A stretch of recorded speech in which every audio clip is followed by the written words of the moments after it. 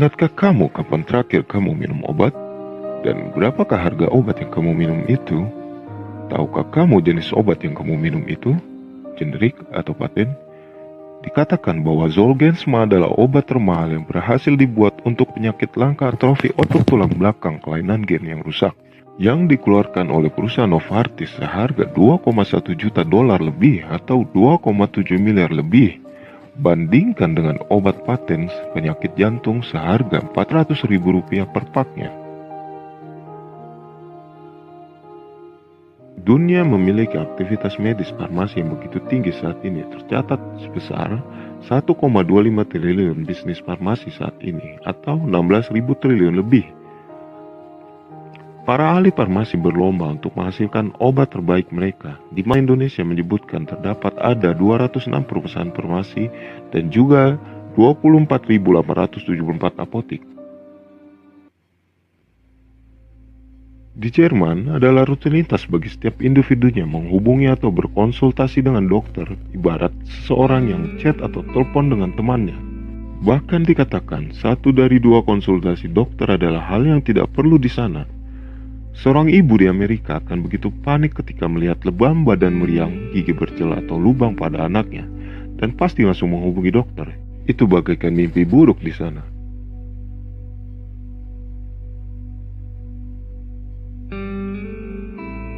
Di Jepang dikatakan orang-orang yang melakukan kunjungan dokter hingga 10 kali setiap tahunnya, bahkan walau cuma untuk periksa kulit lebam, karena saking terjaminnya sistem layanan kesehatan di sana.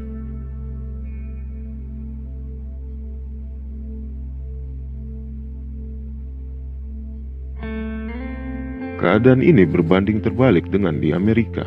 Sistem layanan kesehatan di sana bersifat komersil dan sangat mahal, karena sistem swastaisasi asuransi dan hanya sedikit orang yang ditanggung negara, hingga diceritakan di mana seorang warganya menahan makan 1 kali sehari di kantornya karena dia takut keluar bila berinteraksi dan tertular virus corona, di mana dia juga mengidap penyakit liver. Dia takut tak sanggup membayar pengobatan. Bahkan cutinya yang cuma 3 kali setahun tetap dia gunakan bekerja. Amerika hanya menyediakan pelayanan kesehatan yang baik bagi mereka berpenghasilan tinggi yang sanggup membayar asuransi.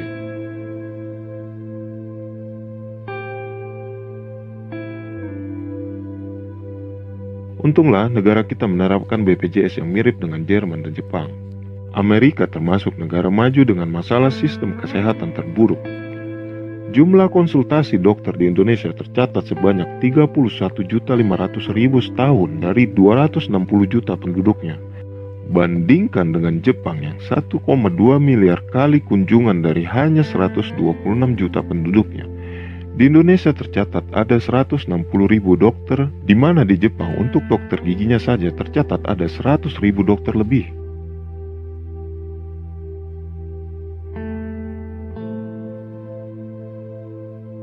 Ketika pandemi corona melanda, dunia begitu terhenyak. Tak ketinggalan Indonesia, di mana dikatakan Indonesia memiliki hanya 2.889 rumah sakit dengan kapasitas 317.442 pasien, 160.000 dokter dan 520.000 perawat dan bidannya yang sangat amat jauh dari cukup. Perkembangan dunia medis telah berlangsung sejak lama. Zaman dahulu, masalah penyakit selalu dikaitkan dengan supranatural dan tahayul. Rumah sakit pertama yang dibangun di Baghdad, Rumah Sakit Al-Adudi pada tahun 981 dekat semasa dengan Avicenna, bapak dokter dunia. Diceritakan pernah terjadi kehebohan yang menggemparkan dunia waktu dulu di Eropa.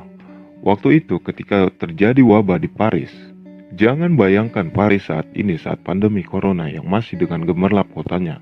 Kelap-kelip cahaya lampunya, sudut-sudut jalan kotanya dihiasi otet-otet branded barang mewah. Tidak, saat itu Paris dibayangi malapetaka yang sangat buruk.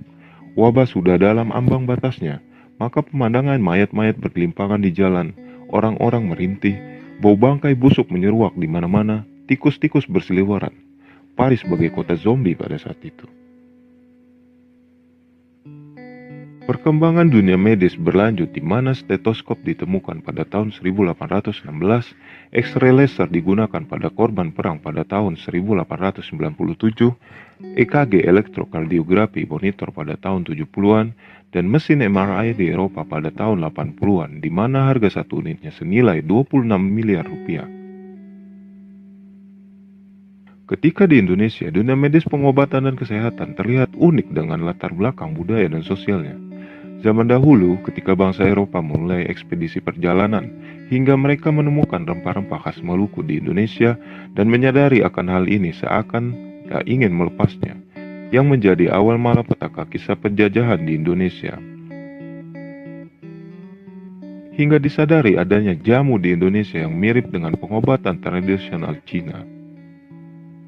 Pernahkah kamu membayangkan menikmati hidangan jamu bak seorang raja? Ya, jamu adalah hidangan istimewa para raja pada zaman dahulu.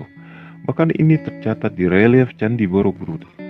Ketika Belanda menjajah Indonesia, diam-diam mereka mengagumi akan jamu ini. Mereka yang frustasi dengan obat-obatan barat memilih jamu sebagai obat-obatan atau suplemen kebutuhan mereka. Yang mana ini, jamu adalah tradisi yang lumrah di kalangan rakyat Indonesia. Disebutkan Indonesia memiliki potensi 33.000 spesies botani untuk obat-obatan alam. Baru hanya 800 spesies yang menjadi jamu, 30 spesies menjadi obat herbal berstandar, dan 14 spesies menjadi fitofarmaka. Lalu kita mengenal jahe, kencur, temulawak, binahong, kumis kucing, mahkota dewa, daun sirsak, kulit manggis, buah merah Papua hingga kratom.